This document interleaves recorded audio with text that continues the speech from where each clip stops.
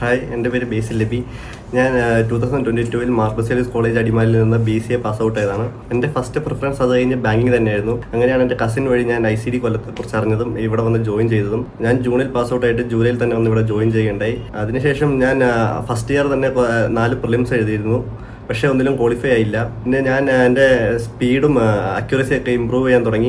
ഇവിടുത്തെ ഇൻസ്റ്റിറ്റ്യൂട്ടിൽ നിന്ന് പ്രൊവൈഡ് ചെയ്യുന്ന മോക്ക് ടെസ്റ്റുകൾ എല്ലാ ദിവസവും ഞാൻ അറ്റൻഡ് ചെയ്യുന്നുണ്ടായിരുന്നു. അങ്ങനെ എൻ്റെ സ്പീഡും അക്യുറസി ഒക്കെ കൂടി. പിന്നെ ടീച്ചർമാരുടെ നല്ല സപ്പോർട്ടായിരുന്നു. ഡൗട്ടൊക്കെ എന്ത് ഡൗട്ട് ചോദിച്ചാലും ടീച്ചർമാർ ക്ലിയർ ചെയ്ത് തരുമായിരുന്നു. സെക്കൻഡ് ഇയർ ഞാൻ കഴിഞ്ഞ് 2023 പ്രിലിംസ് എഴുതിയത് എല്ലാ പ്രിലിംസും തന്നെ പാസ്സായിരുന്നു. പക്ഷേ എന്നെ കൊണ്ട് മെയിൻസ് ഒന്നും ക്വാളിഫൈ ചെയ്യാൻ പറ്റിയില്ല. കാരണം ഞാൻ GL കോൺസെൻട്രേറ്റ് ചെയ്തിരുന്നത് കുറവായിരുന്നു. അപ്പോൾ ഞാൻ മനസ്സിലാക്കി GL കുറച്ചും കൂടെ കോൺസെൻട്രേറ്റ് ചെയ്ത് കഴിഞ്ഞ് GA കുറച്ചും കൂടെ ഇമ്പ്രൂവ് ചെയ്ത് കഴിഞ്ഞാൽ അടുത്ത വർഷം മെയിൻസ് പാസ്സാവാൻ പറ്റുമെന്ന്. പക്ഷെ ഞാൻ ഈ 2023 ഫസ്റ്റ് എഴുതിയ മെയിൻസിൽ നല്ല വ്യത്യാസം ഉണ്ടായിരുന്നു. കട്ട് ഓഫും എൻ്റെ മാർക്കും തമ്മിൽ ഒരു 10-11 മാർക്സിൻ്റെ ഒക്കെ ഡിഫറൻസിലായിരുന്നു ഫെയിൽ ആയിക്കൊണ്ടിരുന്നത്. പക്ഷേ അത് GA ആ വർഷം തന്നെ അത്യാവശ്യം ഞാൻ കുറച്ചും കൂടെ ഇമ്പ്രൂവ് ചെയ്ത് കഴിഞ്ഞ് ലാസ്റ്റ് എഴുതിയൊരു 2-3 മെയിൻസിൽ ചെറിയ ഡിഫറൻസിലാണ് കട്ട് ഓഫും എൻ്റെ മാർക്കും തമ്മിലുള്ള എൻ്റെ കട്ട് ഓഫും മാർക്കും തമ്മിൽ ചെറിയ ഡിഫറൻസേ ഉണ്ടായിരുന്നുള്ളൂ.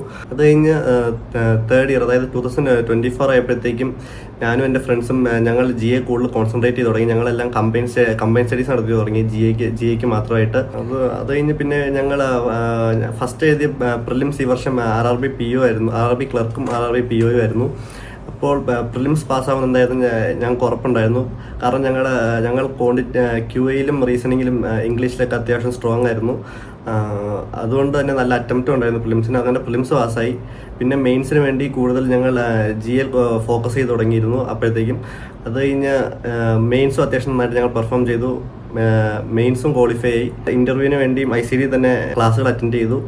അത് കഴിഞ്ഞ് റിസൾട്ട് വന്നപ്പോൾ ഞാനിപ്പോൾ RRB POയിൽ പ്രൊഫഷണലി അലോട്ടഡ് ആയിട്ടുണ്ട്. എനിക്കിത് പ്രിപ്പയർ ചെയ്യുന്നവരോട് പറയാനുള്ളത്, ഇത് ഫസ്റ്റ് ടൈം തന്നെ എല്ലാവർക്കും ഇത് സക്സസ് അച്ചീവ് ചെയ്യാൻ പറ്റിയെന്ന് വരത്തില്ല. അപ്പോൾ കുറച്ചും കൂടെ ഹാർഡ് വർക്ക് ചെയ്താൽ മതി.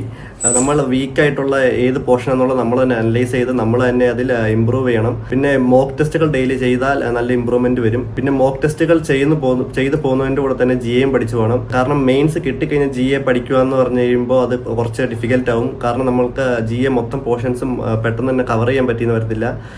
നമ്മൾ സാധാ കോണ്ടും റീസണിങ് ഇംഗ്ലീഷും പഠിച്ചു പോകുന്നതിൻ്റെ കൂടെ തന്നെ GA പഠിച്ചു പോകുന്നതായിരിക്കും കുറച്ചും കൂടെ നല്ലത്. പിന്നെ നമ്മൾ ബാങ്ക് എക്സാംസിന് വേണ്ടി പ്രിപ്പയർ ചെയ്യുമ്പോൾ നമ്മൾ ബാങ്കിലേക്ക് മാത്രമല്ല ഇൻഷുറൻസ് കമ്പനികളുടെ എക്സാം നമുക്ക് അറ്റൻഡ് ചെയ്യാൻ പറ്റും. നമ്മൾ ബാങ്ക് എക്സാമിന് വേണ്ടി പ്രിപ്പയർ ചെയ്യുന്ന വർത്താണ്. കാരണം പല എക്സാമുകൾ ഇതുവഴി ക്രാക്ക് ചെയ്യാൻ പറ്റും. ഹാർഡ് വർക്ക് ചെയ്യുന്നതിന് റിസൾട്ട് എന്തായാലും വരാണ്ടിരിക്കത്തില്ല. Wish you all the best. Thank U.